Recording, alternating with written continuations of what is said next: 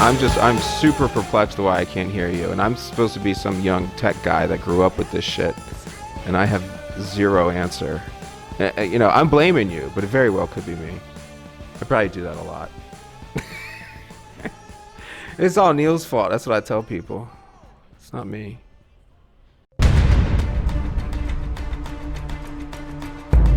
My name is Michael Wood.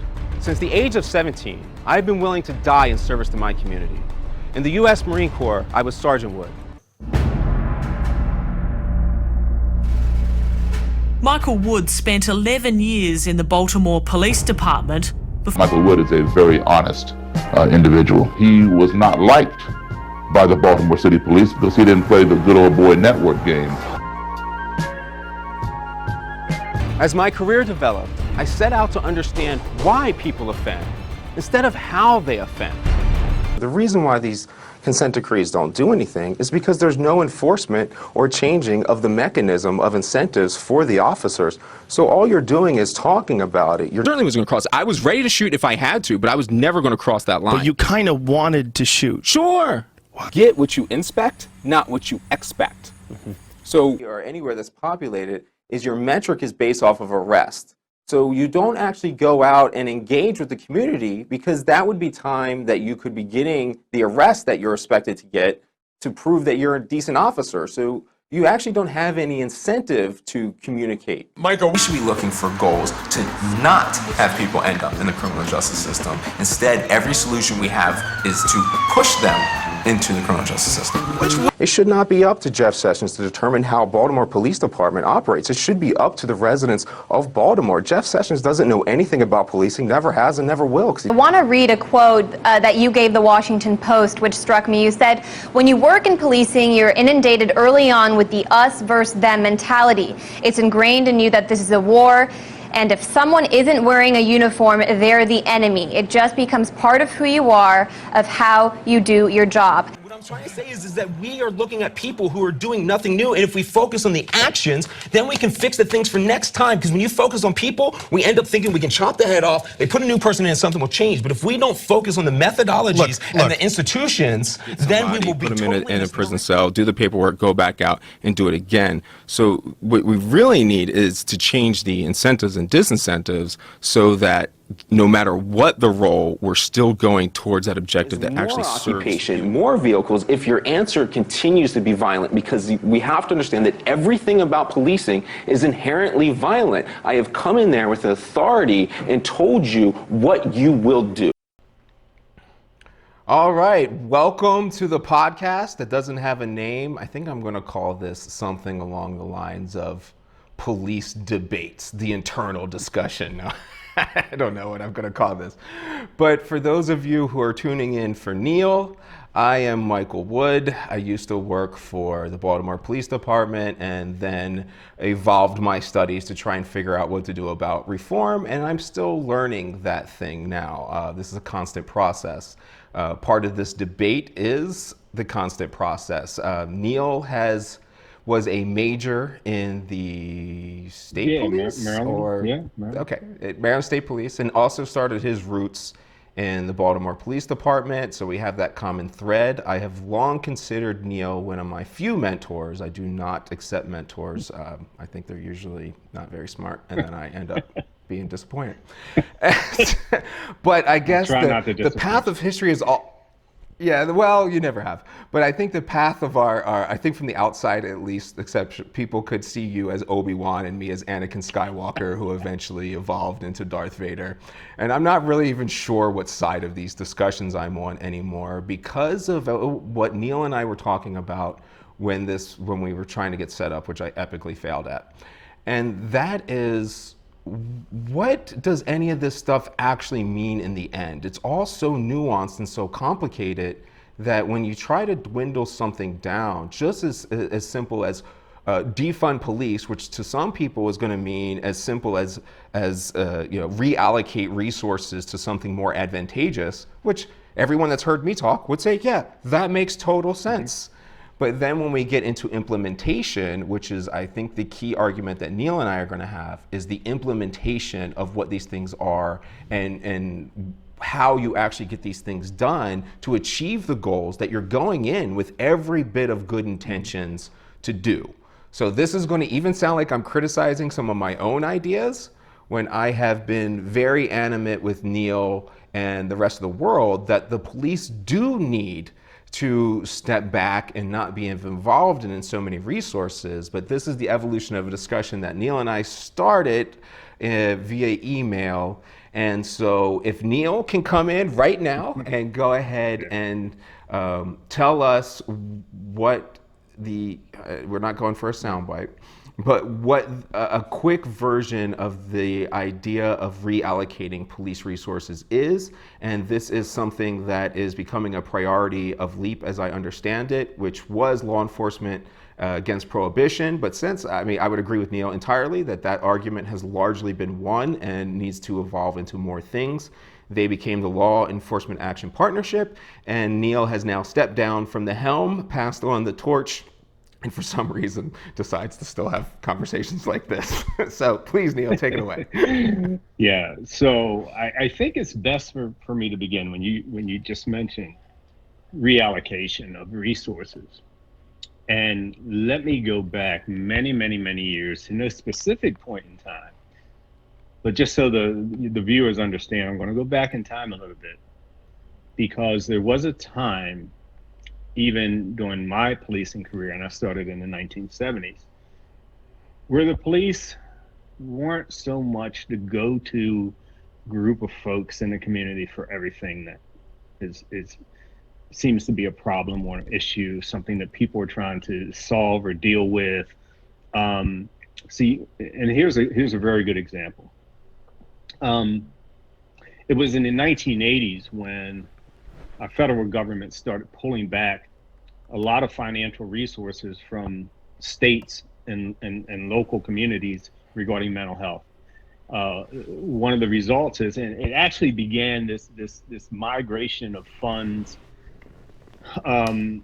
leaving the mental health community actually began in the 1960s, but it really started getting ramped up under Reagan in the 1980s. And we started closing a lot of our state-run mental facilities, institutions in many of the states across the country. And we had a number in the state of Maryland that were closed. So not just the people who were currently being housed, which were, the plan was to send them to neighborhood-based mental health housing units or facilities, getting them close to home to their relatives.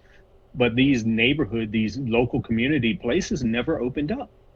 So these people some of them ended up going to family members or, which they didn't stay long. They ended up back out in the streets in homeless situations. And in addition to those folks ending up back in our communities with no help, no resources to deal with their mental health issues, newcomers, people developing mental health issues and conditions had no place to go. But as with many things that need attention in our communities, police ended up dealing with it. We were the 24/7 people who were out there day and night, 24 hours a day.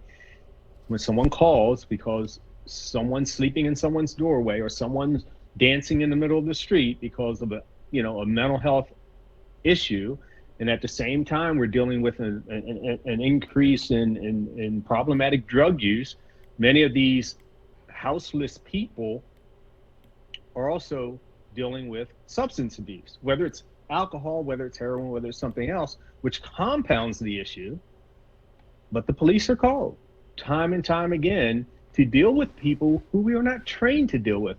And you can't give a police officer 48 hours of training, right? And what are you talking about? You mean you can't? Professional. So it doesn't work. So that's an example of an issue where we didn't do the right thing society-wise in dealing with the mental health issues, like 1980s. But again, so it ended up evolving and moving into the hands of the police. These people ended up in our local jails. They cycle in and out of our local jails through the hands of the police time and time again. That's an example of something that fell into the hands of the police, and it's still primarily in the hands of the police. We have, other situations, we call the police for every damn thing now. So what I'm saying is we've allocated resources to police because the police are the ones who are dealing with these things, these minor calls for service, major mental health calls for service. Every time you turn around, city council folks and state legislators are saying, oh, we need more police. Even some community members are saying, we need more police. We got to find more funding for public safety and more police. Rick, the 1980s and the 1990s, we built more prisons in this damn country. I would say probably more than new homes in some places. We constructed more cells in some communities than we did homes. I just say that to show that we've devoted and kicked so many dollars into our criminal justice system. Now it's time to start redirecting, reinvesting those limited resources away from, and when I say, and I understand, and I think most people say when they're ready to divest from the police, they're not just talking about the police, Michael, they're talking about our courts, they're talking about our prisons and our jails, they're talking about the justice system, the criminal justice system, period. Let's start reallocating those funds to neighborhood mental health services and housing. There's no reason we should have, at least, let me put it this way. There are many people who choose to be out in the streets and homeless. But most would love a place to stay out of the elements, a place where they can get medical services, a place where they can get mental health and substance use services, a place where they can get access to job training and maybe get back on their feet. There's no reason why that option should not be available for anyone in this country. But you'll hear we don't have the resources to make that happen.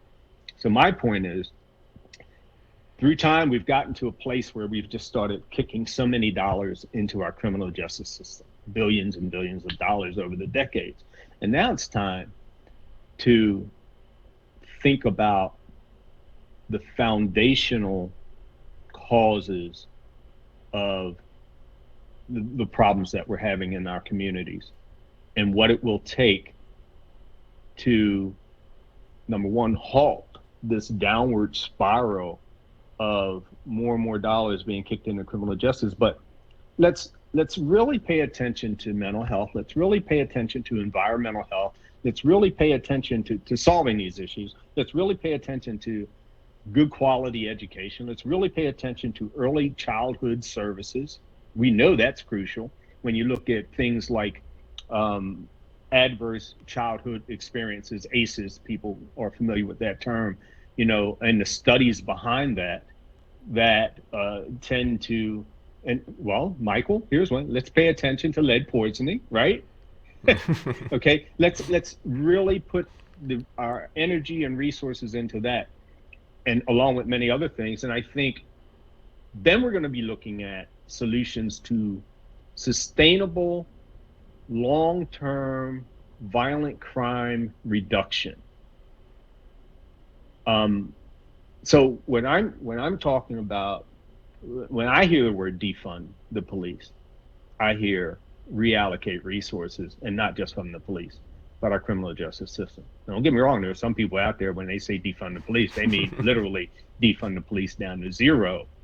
But even the conversations I've had with some of those folks, Michael, at the end of my conversation with them, where I generally end up is this place. And then I'll pause there. I end up with them really saying the current model of policing doesn't work for us. And when these are typically Black folks in impoverished communities, largely Black communities where there's been a lot of conflict between citizens and the police, the people in the police in these communities, what they're saying is this current model doesn't work. It's very, very problematic. What they're asking for is a new model of policing, which they want to look completely different from what we currently see. And they understand that there are times and people within our communities that need certain attention, who have, violent tendencies, but they believe in looking forward to a place where, if we're able to put the resources where they need to be and do right by our very young through a few generations, we will be able to shrink the violent tendencies that we're seeing from people within society. We will be able to shrink that to a very small number of people. But really what they're saying is we need a new model of policing. Let's get rid of what we have. Let's start from square one. And we're going to come up, they believe we're going to come up with something that looks completely different, even in its, not just in what it does as an organism, a policing organism, but even how it looks, uniforms, rank structure, whatever. So I'll pause there for a second. Yeah, I mean, I'm really happy you brought up the mental health and the closing down of asylums. And I feel like it's always a weird thing to be arguing that it was a bad idea to close down mental asylums. But the connection there is extremely strong. And just one of those things where it was even more humane. Like, if you step back and you think about it, is it better to put, I know some asylums have great problems, but is it better to put those people who are violating societal norms and are going to be separated from society, is it better to leave them on the street in the prison system, or is it better to at least be taking a mental health perspective as we used to? And I mean, I find it impossible to disagree with that.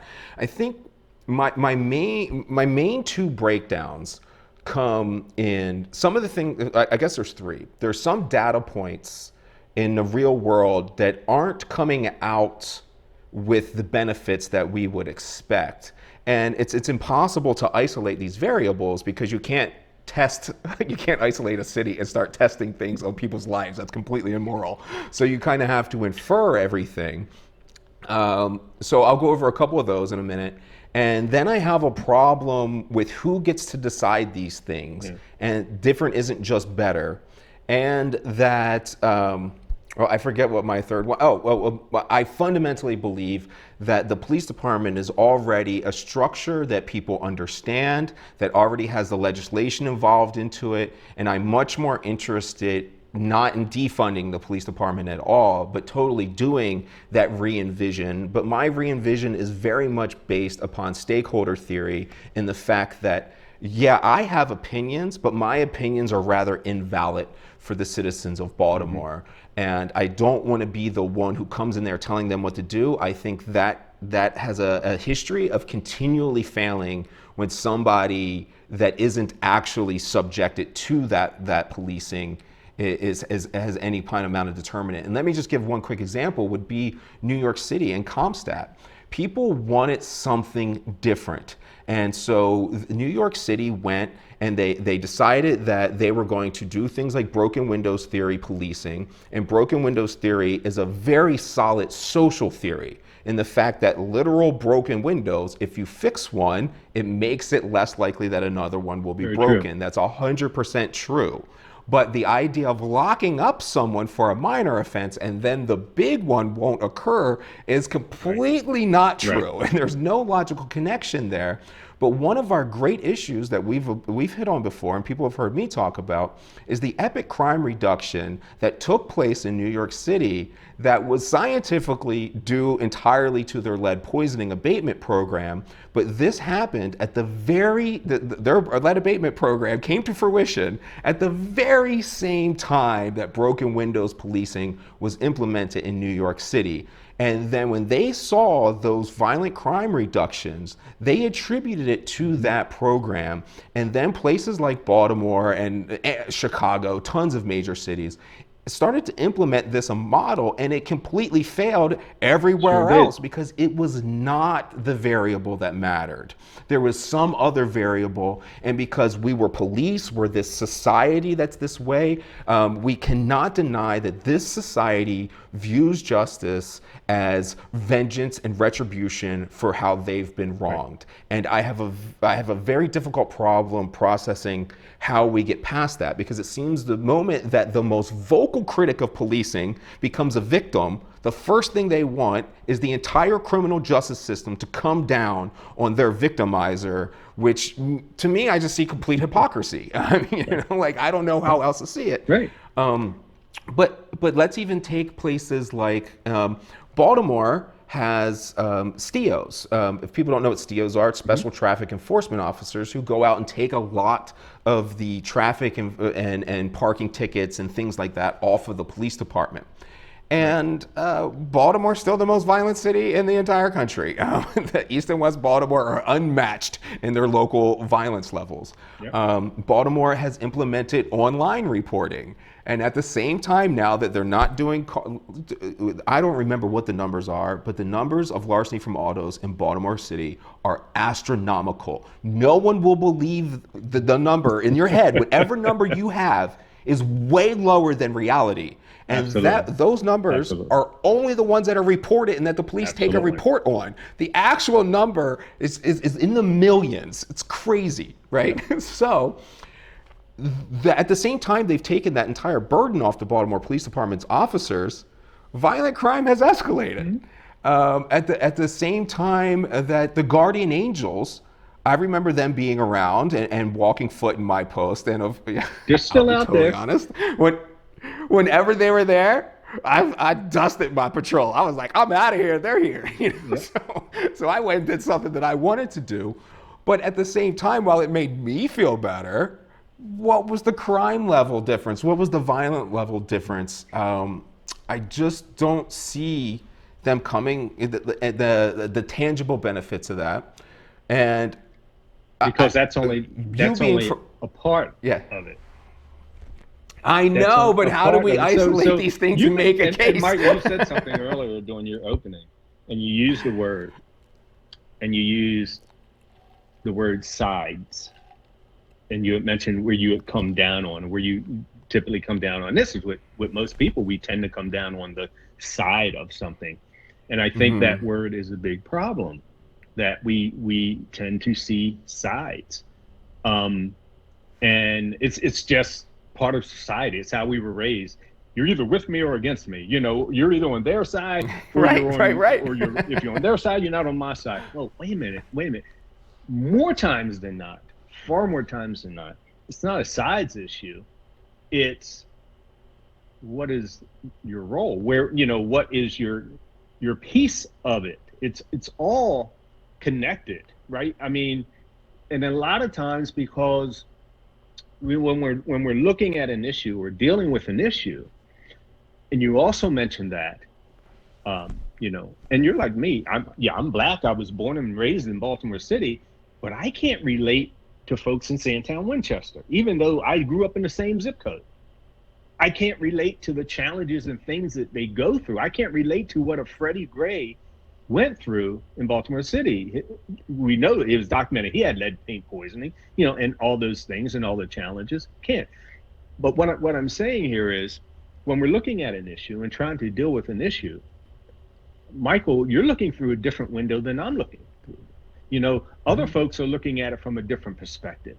So the same issue looks completely different, and we're talking about it unless we actually engage in a sincere listening and speaking conversation, to where we're explaining our perspectives and how we feel about it and why we feel about it, and earnestly listen to the other person. We're never going to understand and see that we're talking about the same issue, and in many cases want the same damn thing. But because... Yeah, but don't you understand that my side is the right side, Neill? I'm the one that's right. I mean, geez. You know what? Part of your side is right. No, and you're right. You just gave an example of where we end up, because a lot of times we're so emotionally attached attached to these issues that it's very difficult for some people to even just sit still long enough to hear someone else's perspective and how they feel about something. But more times than not, so for instance, as we talk about this particular issue, and you were just going through, broken windows and explaining that relative to zero tolerance policing, relative to lead paint abatement in New York City that had a tremendous impact upon violent crime, which wasn't, see the thing is, everyone was looking at the whole CompStat thing, right? They weren't considering, they didn't pause long enough to say, well, what else was happening in New York City at the time? Right. What else could be related to this? They get on one thing and they tend to stay on one thing, even when it comes to addressing the problem. But now we're talking about addressing the solution. And so as you were talking about Baltimore City and STIOs, people taking traffic enforcement off of the hands of the police, talking about telephone reporting of crimes and other things, that's only piece of the solution, right? As you were talking about piece of the problem, right? That's only piece of the solution. Now, another part, because there are many parts to the solution, is now that we've taken, or we're starting to take more and more calls of service away from the police, bringing them up to pay more attention to violent crime suppression and other things. What are we doing within the neighborhoods regarding early childhood training? What are we doing regarding mental health? What are we doing regarding environmental health, lead paint poisoning? And in this particular, in the Eastern District or the Western District, what are we doing? How is this tied to, how is this issue or when we're solving this particular problem for this issue, how is that tied to lead paint abatement? How is that tied to vocational training at Carver Votech? Are they still doing it there? How is that tied to things like restorative justice, models? How's that tied to other mediation programs that we might have in a particular community? Education, nutrition. Isn't that getting complex? Nutrition. I mean, think about how many people even know these terminologies, and then we would be getting into these terminology arguments about what these words mean just as much as we would with defunding. That's why my basic argument is look at the science, figure out the number one thing at that moment, because it will change. The number one thing that's causing violence. Fight that thing. When it's almost gone, what's now the number one thing? Focus on that thing. I don't think you can. What's now the number one thing? So here, and let me just throw. I know it's pragmatic, and it's like climbing up steps. Let me throw something at you real quick. Just bear with me for a second, right? So, all right. Let's take Baltimore City. Let's take Western District. Let's take all these issues and things that we constantly talk about and work on and try to solve. There are many systems and processes in a place like Baltimore City that do address all these issues, right? Everything that we mentioned on this call right now, there are things and organizations, somewhere, nonprofits, right? So let's, for instance, literacy, job training, all these other things, substance abuse. There are nonprofits that deal with a lot of that stuff, right? There are city services that deal with a lot of that stuff. There are state services that deal with a lot of that stuff.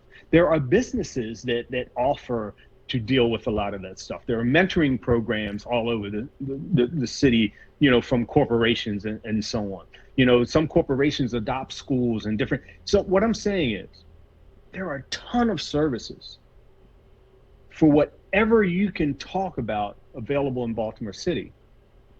But there's no, I'm dating myself now. But is that the police, though? No, wait a minute. There's like... That's what I'm saying, though. As a cop, our police response shouldn't include this broad picture. Right. So the police is also part of that. what I'm saying, right? They're one of these organizations. Right, but I'm not going to be encouraged. I'm not going to encourage Northrop Grumman to fund, some inner city school. But what I'm saying, no, not as the police. But what I'm saying is, first of all, there's no one-stop shop. There's like no phone book that you can go through and see all of these wonderful services that are available to people who so desperately need them. So we used to have and it probably still is, we used to have programs in Baltimore City that when a teacher or an emergency room physician identified what we would call a child in crisis, right? Then we would bring in social services to find out what's going on in this child's life. How do we tend to the problems this child is having? Is it physical abuse? Is it psychological abuse? Is it mental abuse? Is it nutrition? Is it lead paint poisoning? Whatever the case may be, this child has come to the attention of society. How do we intervene in this child's life because things are critical? Now, the problem is with those types of things, we focus on the child.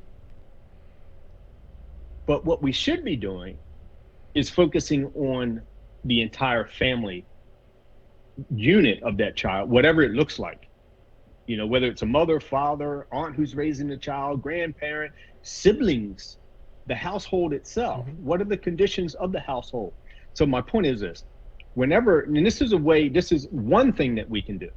Whenever we identify a child in crisis through the many people that they touch, we now, and this is where the resources would be needed, we now put that child and that child's family and household into the hands of a trained professional who can now assess the entire family unit, household, right? Not just the child, but what are the needs and what are the issues that need to be addressed for that entire nucleus, right? Siblings, are they involved in violent gangs? What's the educational level? What's the educational level of the parent or parents? Do they have electricity in the freaking home? Is there still lead paint in the home? But begin this detailed assessment of the entire family and that household. Now that person who doesn't have 30 freaking cases to juggle, but has a small, maybe no more than 5 families or households to deal with, now they can start accessing all of these resources that I was talking about earlier, whether they're nonprofit, whether they're city-based, whether they're state-based, whether they're provided by some corporation or wherever they may be. And if they don't exist, then we create them, right? So that one very trained person who's going to focus on that household can say, for these members, for this person in the household, these are the critical needs. How can we get these services to this person? Substance abuse over here. This person, really all they need is job training, some good vocational training. They got an interest in this. How do we make that happen? How do we deal with the mental health issues of this particular child? And who can provide those services? Where are these services? And how can we get those services so that we can monitor and work with that household for however long it takes, whether it's a year to get them to where they need to be, maybe it's 10 frickin' years. My point is, by having this type of approach and having the resources to do it, you're really digging down deep with the many things that are needed to change a generation. And if you can change a generation to where you're getting these infants and these young children to at least graduate from high school, to whether they go into college or have a trade, to where they. But Neill, my big problem with this is that I think these agencies are just as screwed up as we are. Mm-hmm. I think these fields are just as screwed up as we are. And then we put people into these situations that cost astronomical amounts of money, and it all gets pissed out the window. That's the current, because it doesn't. Right, that's the current situation. We're not talking. I hear you, but think about the past. There was a time when the black family in Baltimore, in the most impoverished neighborhoods, graduated high school, had fathers in their homes, and literally the correlate, though, is these services being provided almost takes away all of their autonomy. When do they come in as the person responsible for seeking? I'm okay. I'm all for in the world coming in and opening up every door possible. But this is all starting to sound like pushing people through doors. And I'm always going to be like, no. Like where would the idea of getting these things, of actually coordinating? So it's even like it's out of anyone's field of knowledge to be able to take in all these things. And so if we narrow this thing just to policing, I also feel like you grew up in Baltimore in the police department, and a David No is something that is a code for Baltimore that means no police service needed. And that always felt like a cop-out to me. And I can't help but see that the police department is something that should be not be David knowing these calls, and should be finding a way to find these solutions within what we are doing. So for instance, if it's violence, then we focus on violence. But I just cannot envision a way, and I've never seen anything in the data or in the world where you could get people to implement their morality, their standards of what is good, and apply them to somebody else. It seems to be that all you can do is be the example and hope people follow you. The moment you reach out your hand and pull them up that hill, their fucking ability to get up the hill ends. No, you see, you misunderstand something here, Michael. Like you said, you want people to be responsible. You want people to make good decisions, right? You want them to understand that they do have some level, and usually a significant level, of control over things in their lives. But you got to understand that there's a large swath of people who don't know that they can. They know their path is very narrow. And typically but I don't understand. That doesn't make any sense to me. Like, doesn't make any sense. You have mentors around. No, because if you have mentors around you. Where the hell did you police? Where did Baltimore, you police, I understand. Michael? What part of Baltimore did you police? In East and West, that's all I ever did. Talk to me about this. Let's take a Western District. So you're very familiar with North Avenue, Bentlow, all up and down. Of course, North Avenue, that's all up there.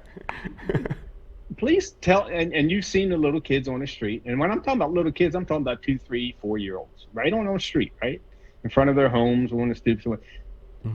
Tell me about all the wonderful examples they have. They didn't have any wonderful examples. No. Basically, what you're talking about here, you're talking about. And believe me, I'm not equating a child to a computer, right? But you go to a store and you get a computer, right? You get a computer, and some of these computers come preloaded, but I'm talking about one that's not preloaded with software.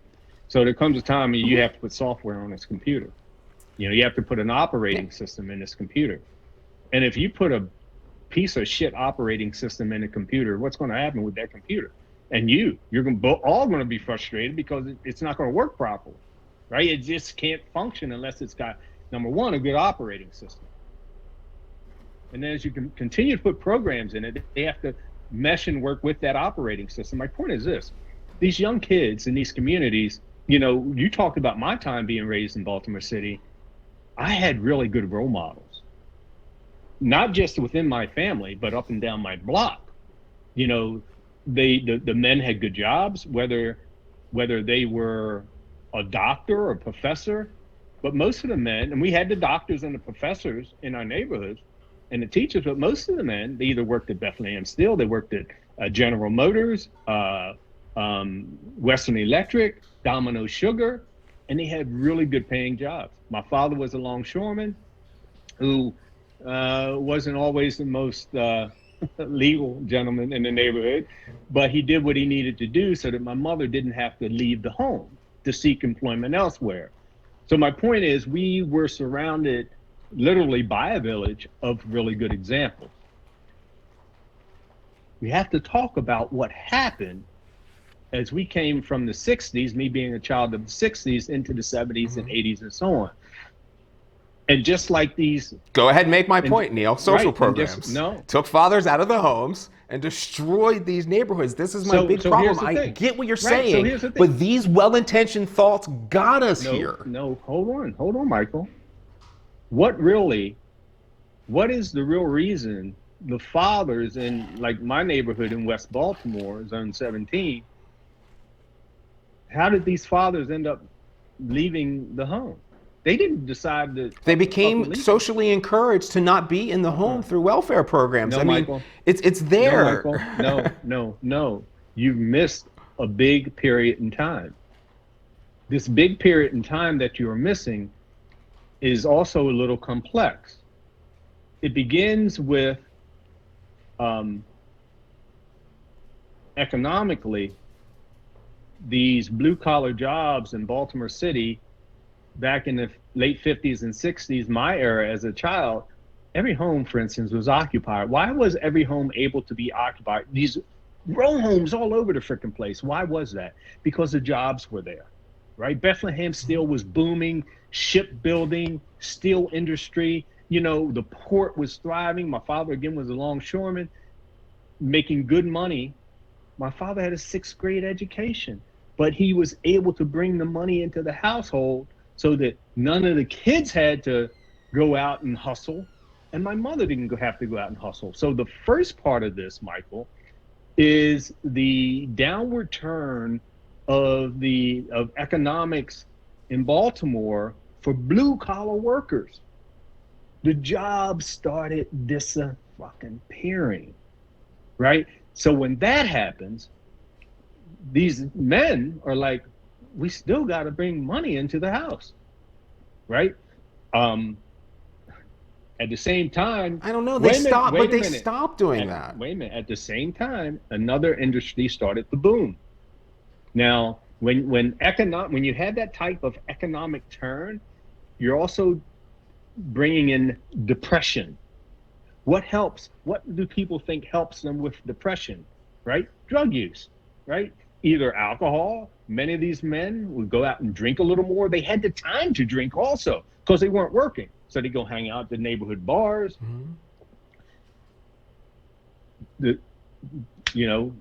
Melvin Williams. I hear exactly what you're saying. I do hear it. Melvin Williams was hiring, right?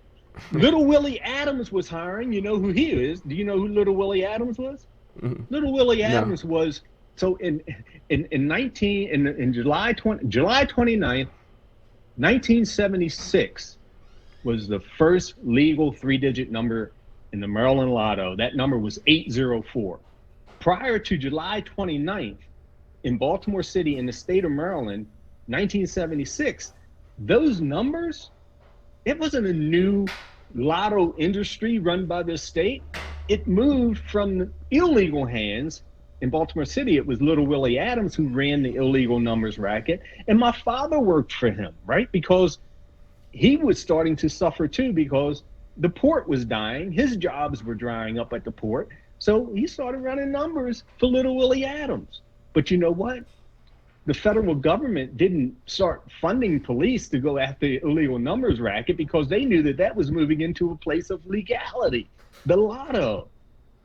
But they went after drug dealing big time, and a lot of these cats started slinging a little dope on the side for Melvin Williams and Peanut King and all these other folks. Linwood Gross. Yeah, but that seems like you have this already, like even within that argument, this idea that legal lottery is less damaging than what Little Willie was doing. That's not where I'm going. And I wouldn't think that's true. About, you know, if the police, if we hadn't started down this road of mass criminalization within these communities, the number one thing next to the downward turn of the economy that devastated the black family in Baltimore City and other cities was the incarceration of these heads of households. Now I'm getting to where you were talking about, right? So but remember, poverty is not correlated with violence. Right. So when you say poverty, my mind's immediately going to be blank. I didn't say no. I didn't connect poverty to violence in Baltimore City. The violence in Baltimore City comes primarily from the drug trade. That's where it began. In Baltimore City. That's where it began. And that violence has always been there, connected to the drug trade, but the appearance of it changed. And this is how the appearance, and so let me touch on this violence piece first, and I'm gonna come back and connect you to the social programs and stuff. The violence changed because when these major drug organizations run by folks like Little Melvin in Baltimore City, when they were in the business of doing things, they realized and recognized that this open violence was bad for business. They just were about making money. Sure. So they kept mobs were great at controlling violence. They kept and organized crime isn't something new to our generation or even the 19th century. It's been forever. So right. So people know that. They knew that when someone didn't do what they were supposed to do in the drug business, first of all, they worked with and among themselves to handle their business among themselves and not involve the police. But when someone didn't do what they were supposed to do, they ended up in Lincoln Park in a shallow grave somewhere, if a grave at all. You didn't see the shootings on the street corners. We had, we had 300 homicides. We had a higher population, but we had 300 plus homicides back then. But it wasn't open violence in the street corners. I could walk from one end of the city to the next and not have to worry about jack back then.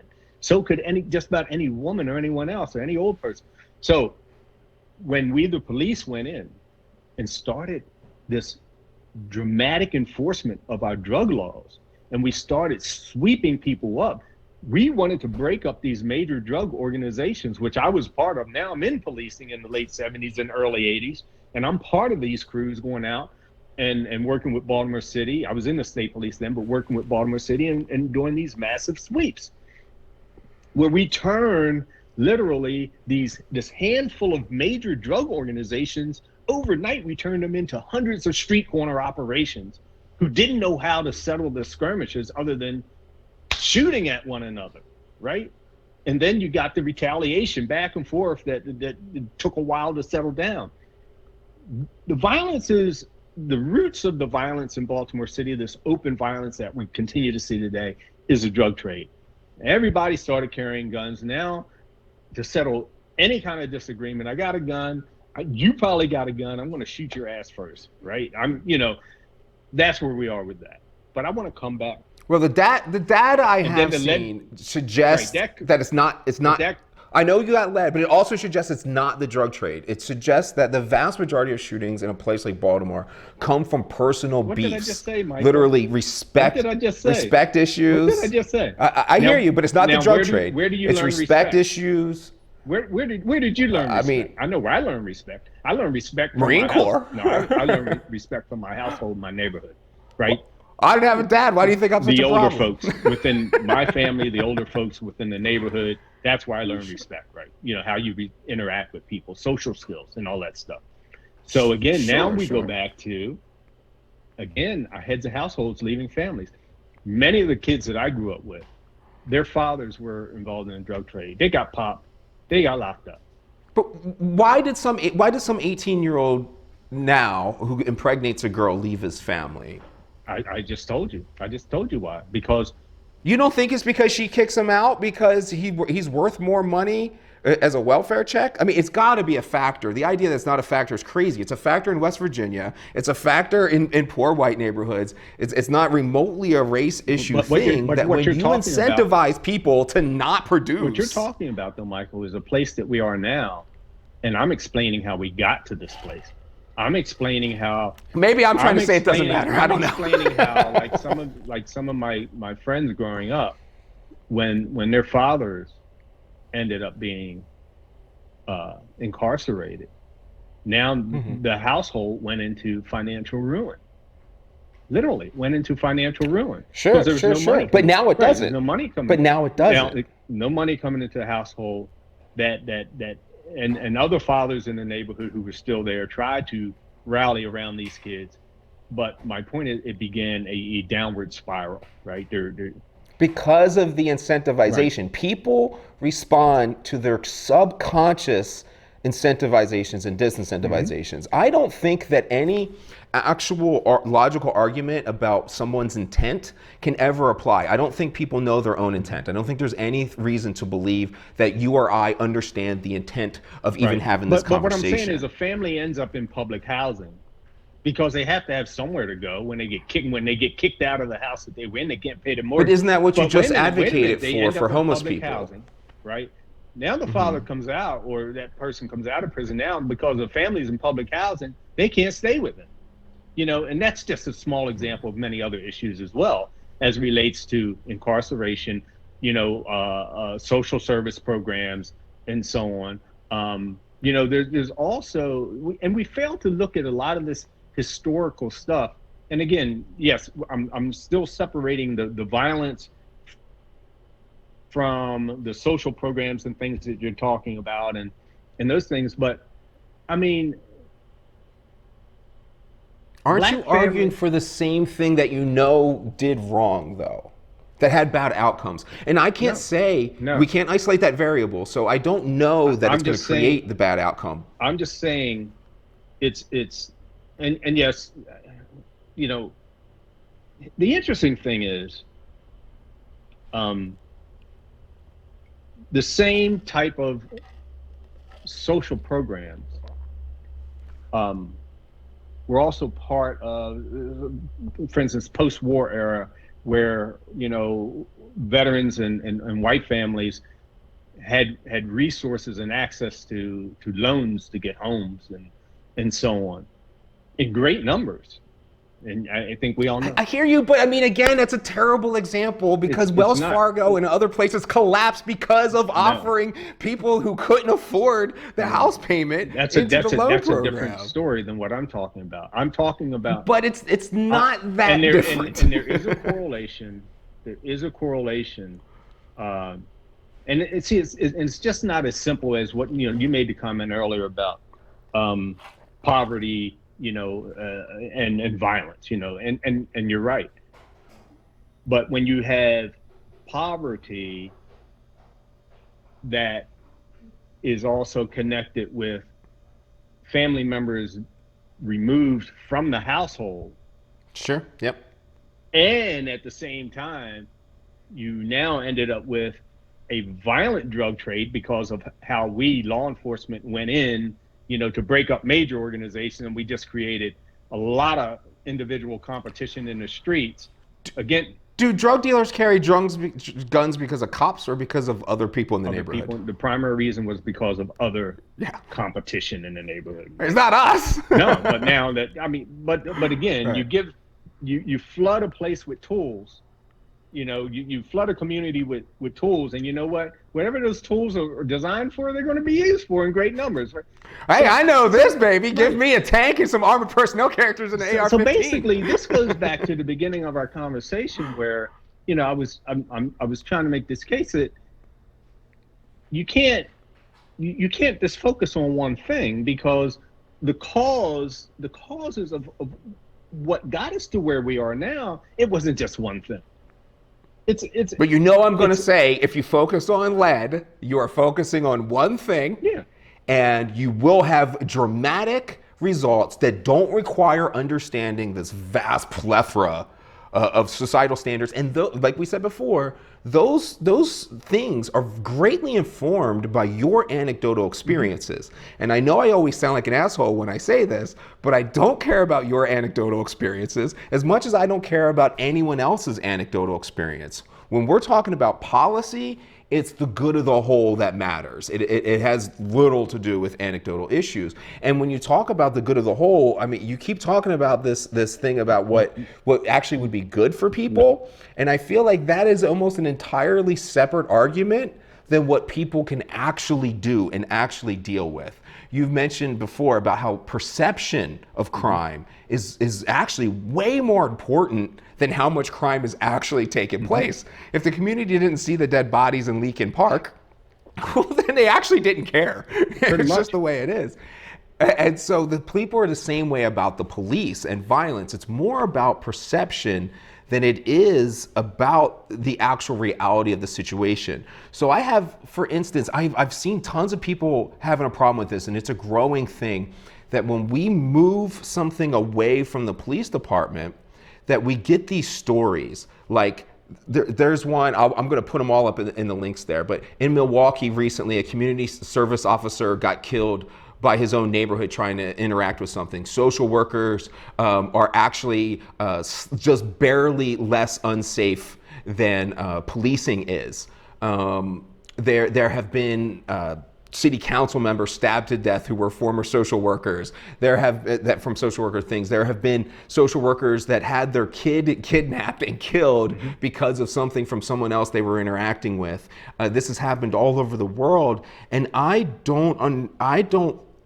would argue for the more pragmatic issue in taking this one thing that we can focus on, like lead poisoning, then income inequality, then fatherless homes, or something like that in these stages, because when something happens like this, that idea is gone. These communities, once you go out there, and who's going to take responsibility? Are you going to take responsibility for advocating when a city goes and decides they're going to send social workers to a certain call, and then that social worker goes to that call and gets decapitated, literally happened, by the person that they're responding to? Man, I even if you're 100% right, I don't understand how people would accept such a thing. Well, in Eugene, Oregon, they've been responding with their Cahoots program to mental health calls for service. Again, and they're very good with identifying those very small number of calls where they need to send a police officer along with the mental health practitioner. But even when that police officer does go along, they, unless there's some obvious violence occurring, they remain in the background and many times out of sight while the mental health practitioner does what they need to do. And I agree with that 1,000%. I mean, Yeah, we're not a disagreement that that's what we should do, and I'm all for it. I say absolutely at first you need the cop there. The idea that the cop isn't going to be there is probably going to go bad very fast.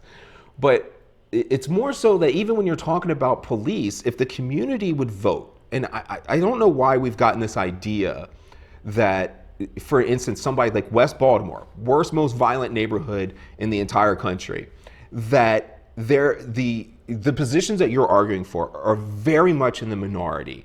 The vast majority of people in West Baltimore still want more policing. They want cops to go lock up those drug dealers. They want a cop to respond to their things.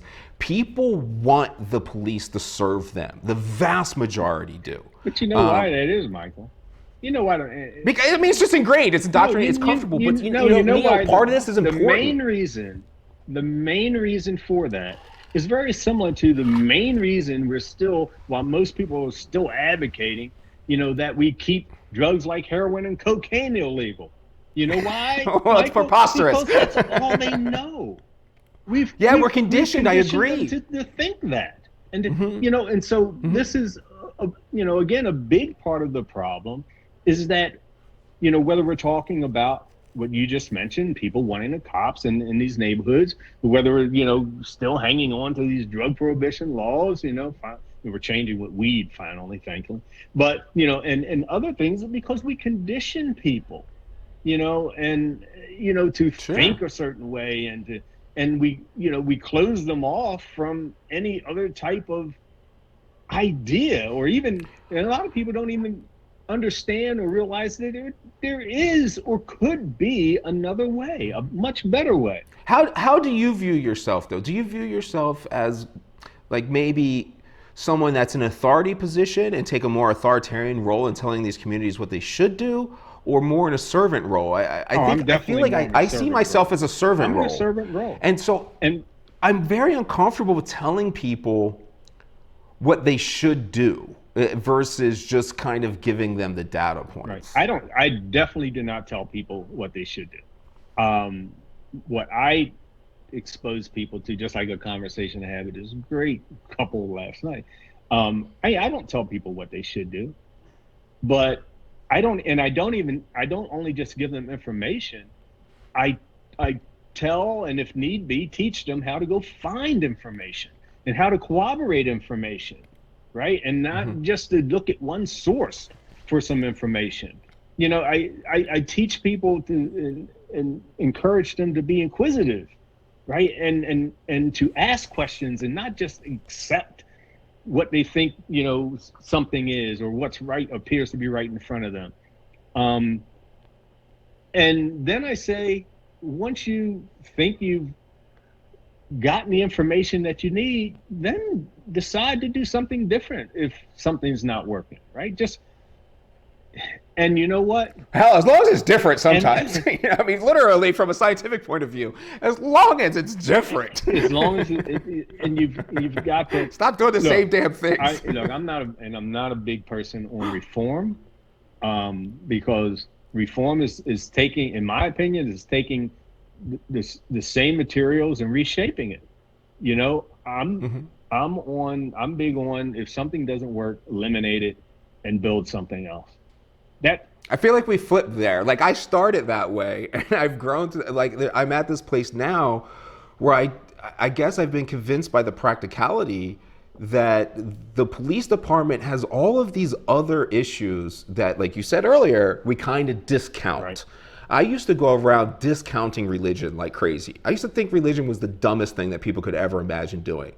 But then as I watched religion slip away, I realized that there was a social cohesion that united people that didn't know each other through religion. There was, and the same thing is with policing. Everyone, everywhere they go, expects to be able to call 911 and get the exact same level of service. There's a social cohesion there. And I feel like you can see our society breaking down from social cohesions. I used to not stand for the flag all the time. My point was that the most American thing you can do is sit down and say, I don't have to stand for this damn flag. Absolutely. But now that other people are sitting down, I feel like, well, now I got to stand the hell up, you know, because that's what actually makes me American. You know? Standing, sitting, none of it makes you American. It's you know. I start to realize that these social cohesions matter, though. These social cohesions are very important. Yeah. And when they break down in places like Minneapolis, Portland, Seattle, New York City right now, it seems to be that if we could handle things perfectly, yes, what you and I are talking about would work just fine if we lived in that alternative reality. But living in the reality that we actually are, it seems to be that moving that social cohesion that people are used to away, I'm afraid it's more harmful than the bad that we were doing. So, you know, Joker says, we don't care if the plan is bad as long as it's a plan.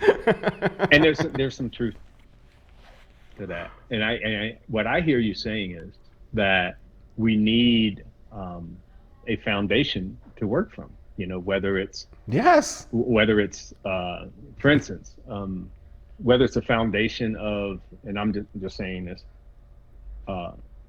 certain set of morals, right?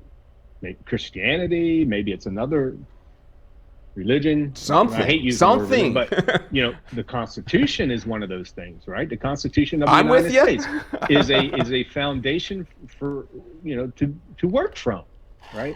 Mm-hmm. And we all agree that this foundation, the Constitution, is our starting point. Now, let's work from there and abide by these foundational principles. You know, in policing, we need the same thing. And right now, the only thing that even comes close, which, you know, is the Peelian principles. When you're looking at... You know, I argue against Peelian principles, and I go to Cesar Beccaria. But for anyone else who wants to research that, there's Sir Robert Peel and there's Cesar Beccaria. That's another issue where so Neill and I... Same path. So, for instance, in this country, I'm a little upset that, you know, American policing maybe hasn't taken something like the Peelian principles and say, okay, let's create a set of foundational principles, you know, that we can all work from in this country. So if I'm in Maryland today and I move to Florida tomorrow, I can expect the same basic service and response from policing. At least same attitudes and, you know, level of respect and and so on. So I agree with you on that. We need we need these foundational principles in society. And I think right now where we are is that people are all over the damn place. All over the place. And what do you think about a Hippocratic oath? Like, even at that, at the very beginning, this is where I get hung up. And I want to tell you about another instance of my own ideas where I started to feel like if anything, first we should not worsen the situation, right? So, I mean, this started with drugs. I mean, both you and I probably might have been even the first thing where we were like, wait a minute, this is actually making things worse, right? Yeah. Like, this drug war is preposterous. And then you start seeing how much evidence there is, and just logically, in the country, I don't know how many people realize this, but you used to be able to buy heroin in the Montgomery Ward catalog. And I'm serious, I'm talking like 60 years ago. Like, it's not even like in the far past, absolutely, right? This is crazy.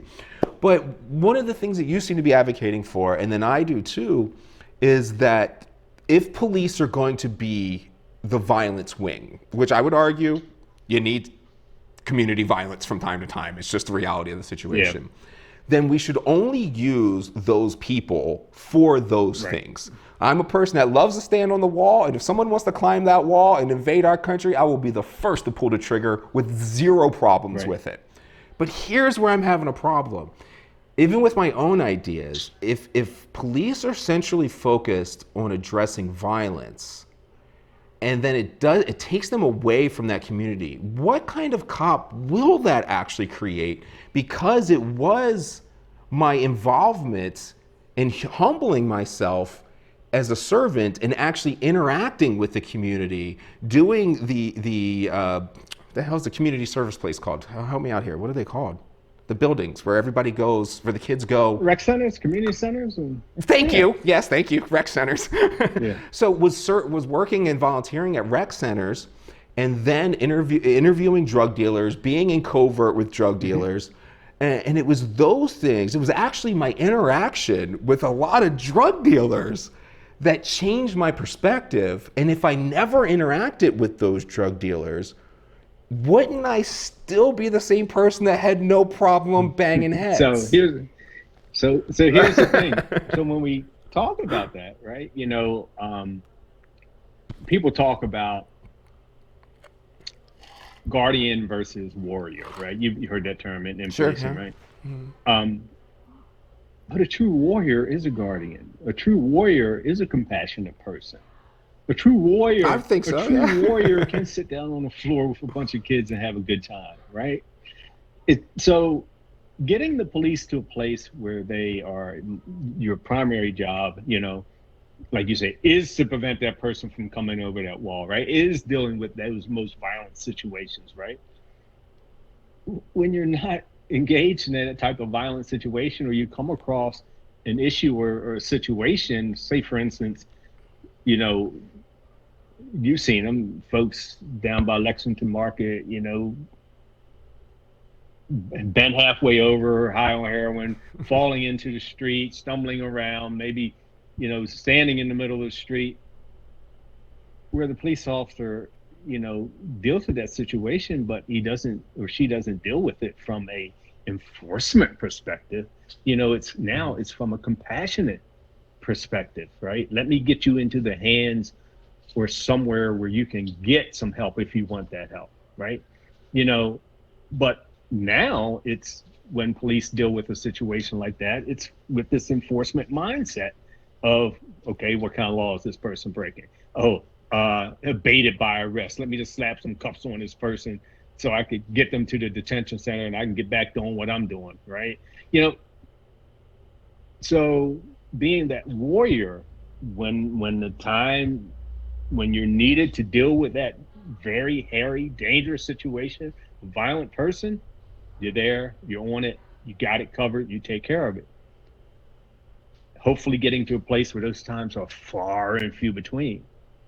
And those other times, man, let me cruise through the rec center, man. I feel like shooting some hoops, or whatever. Right, but I would have done that, but the only reason I did not do that is because of the incentives and disincentives subconsciously set up by the Baltimore Police Department, and I was literally not being paid to do that. I was being paid to put people in a prison cell. Yeah. And I was being paid by the citizens of Baltimore who were calling me and asking me to do that. I mean, I always like to respond. When everybody talks about something racial, I'm always like, yeah, okay, I was a white kid in the city. But not a single white person from the county called me and asked me to go lock up a Freddie Gray on the corner. It was always another black person in the neighborhood. Right. Well, again, you know, most of those calls for services that we're getting in those communities go back to this screwed up, impossible war on drugs that we're talking about here, right? I mean, Sure. You know, again, and people don't even know what a drug dealer looks like. God, that drives me crazy. Don't call 911 and say this dude's on the corner dealing drugs when you have no idea what a drug deal looks like. So as you were talking about those incentives, right, that you were just talking about, right? Let's go back to the first 5 to 10 minutes of this conversation we had. And I was saying, new policing model. We need something that is completely different. You know, so this is... Well, you know, I'm going to say I have the answer for that policing model. It's civilian-led policing. It's what I developed. This is one of those things, Michael, right, that we've been attempting to reform forever. Mm-hmm. We're not getting anywhere with it. So I'm like, okay, I'll try to fix something for a few minutes. I'm working on my car. I got a big problem with the engine or whatever. I'll work on it for a few hours, maybe even a couple days. But you know what? They're making a time where I say, screw this car. I got to get another car. Right? I agree. I need a new car. So my point is... And who does this, though? Who does it? You know, like, things. how does this happen? No, let's stop trying to reshape policing using the same freaking material. Why? Yeah, I'm agreeing with that. Let's. I just don't want to break down the structure of the police department. I think that the communication, the infrastructure in place, the access to services, just the legislation behind it all is just way too much to bother with when you can still do it in-house. I don't even know about that. I don't even know about that. I know you don't. You know, the legislation is a big part of the problem.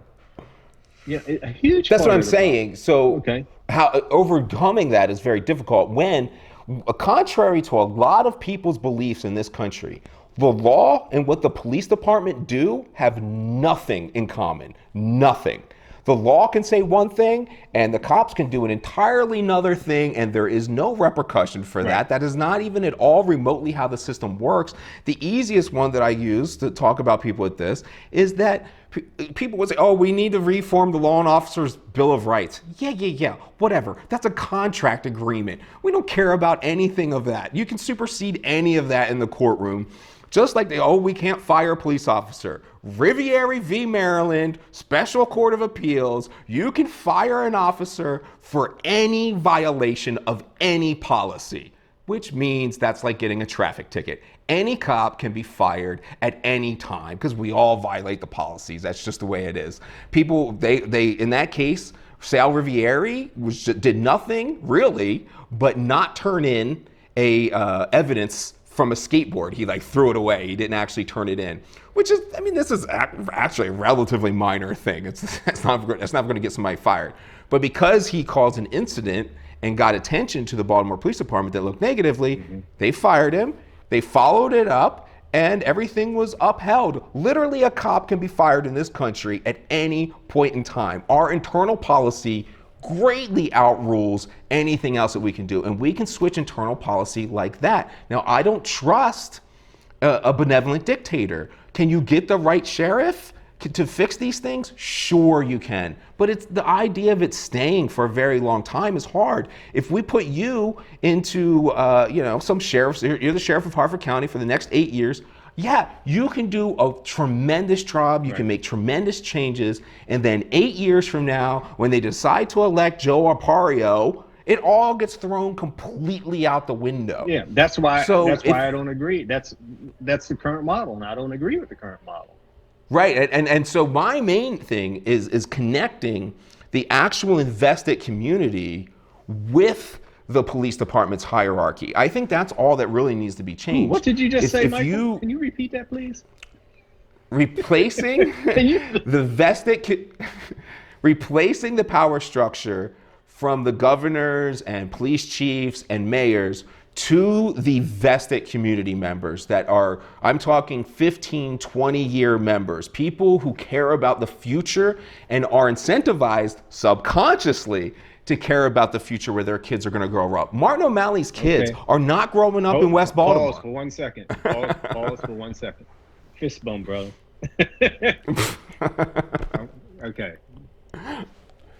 See, again, tools are for I, who controls them. Around on a number of them. Right. So definitely agree with you 100% on that. And that's where I think our new model in policing needs to begin. And I think that's quite doable. But you're right.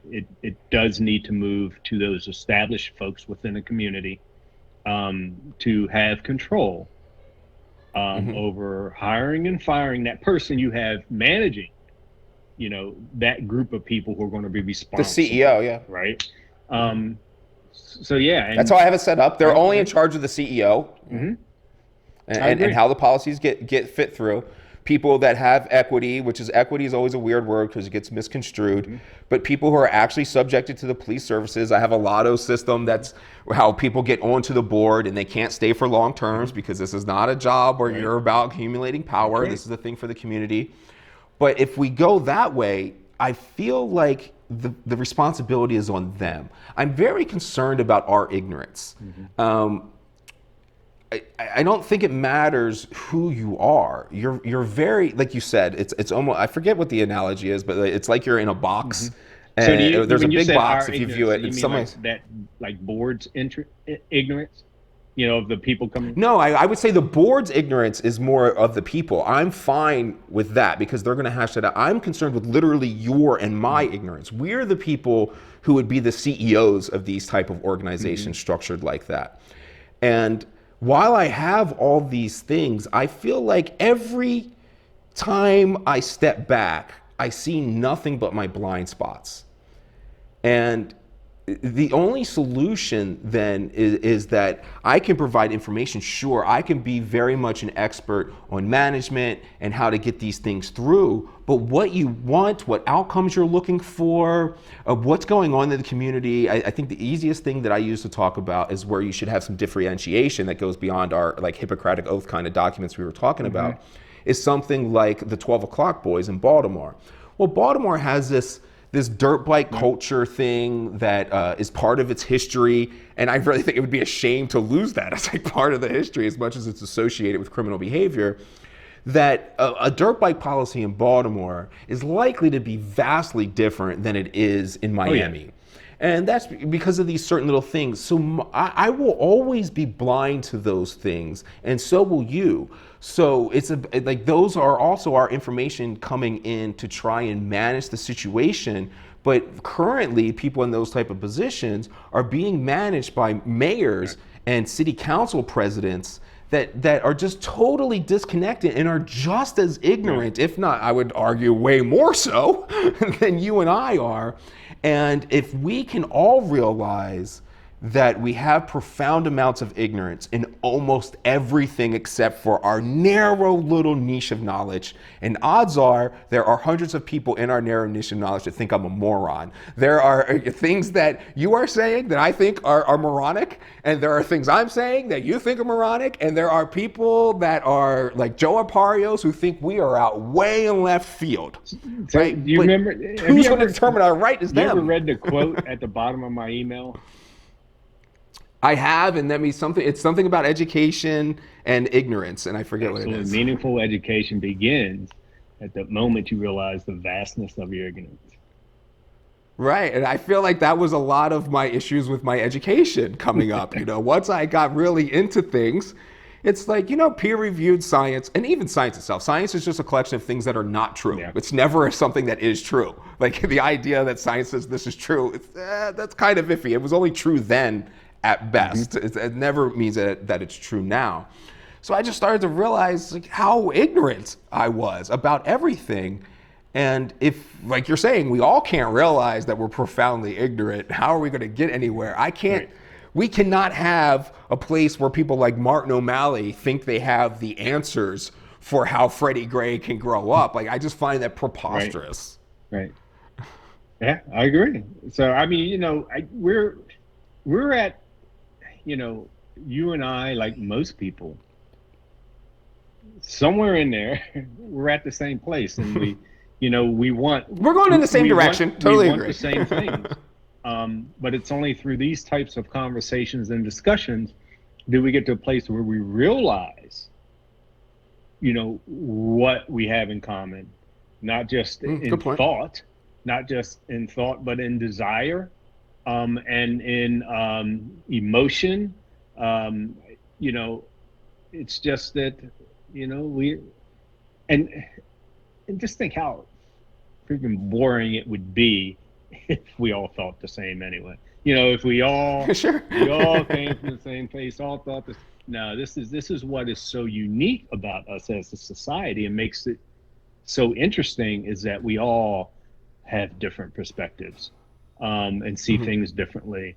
But what really makes it, this experience enjoyable, is when you can get to a place, when you can get to a comfort level of being willing to sit down with a person you may think is the most, most abrasive person in the world, right? You just can't stand. But when you can get to a place where you can really feel somewhat comfortable in sitting down with that person and engaging in this conversation. So like that Black Lives Matter protester, organizer versus a Proud Boy, who can just sit down and say, yo, let's just rap for a second. And I guarantee you we're gonna end up at a lot of similar places. Yeah, I guess that's what the drug dealers did, right? I mean, that is what happened to me. I was forced to sit down with people, and then was like, oh shit, this individual's pathway and my pathway have only diverged from pure mere circumstances that were outside of both of our controls. Absolutely, man. I'm telling you.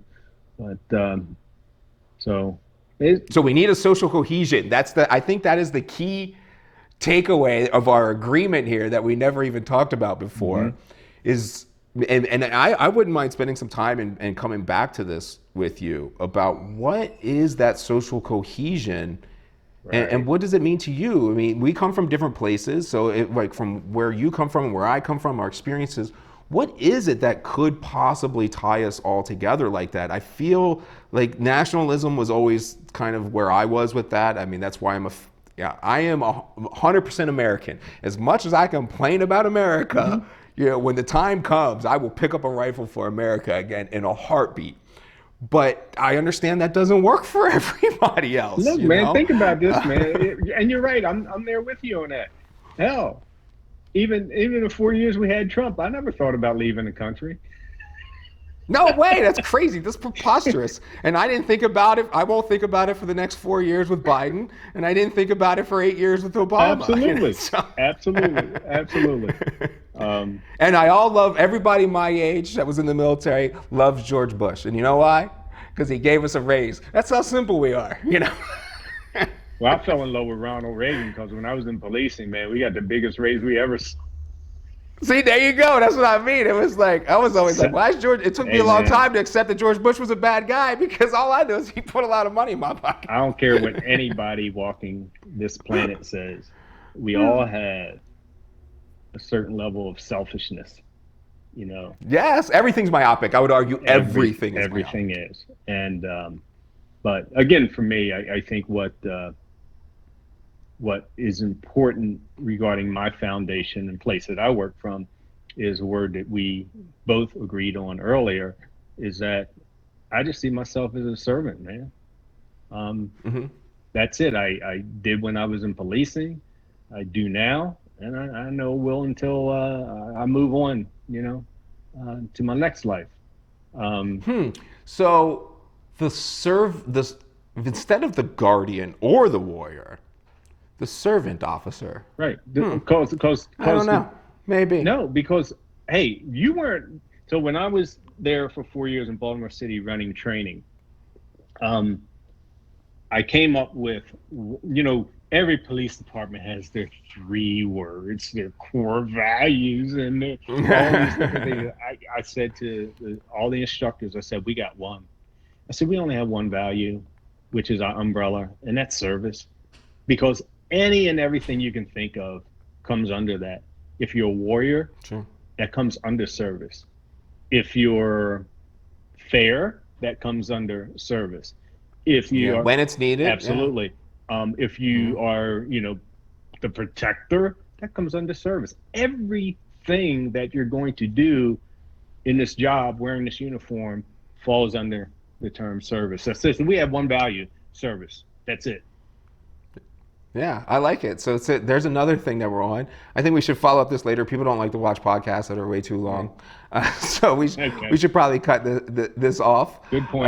And pick it up later. I think you made some really good points there, though. I like this whole service thing. I don't know where I'm going to take this idea, but that is something that I talked about a lot. Effectively, and get the respect of the people you're leading, you've got to serve first.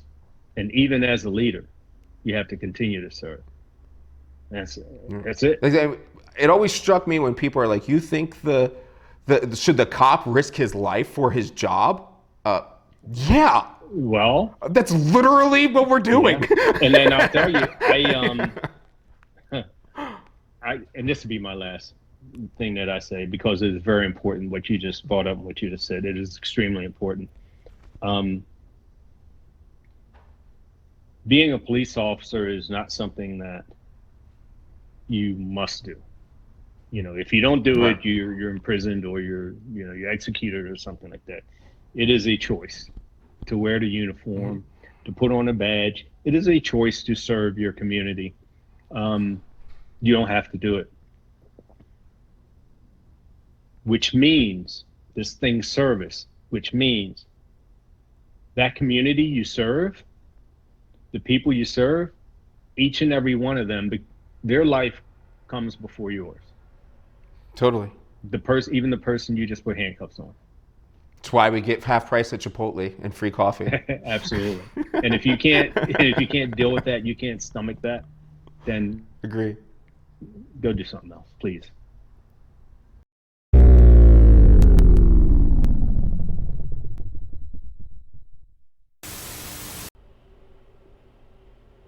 All right. I'll just screen record then. I can just screen record.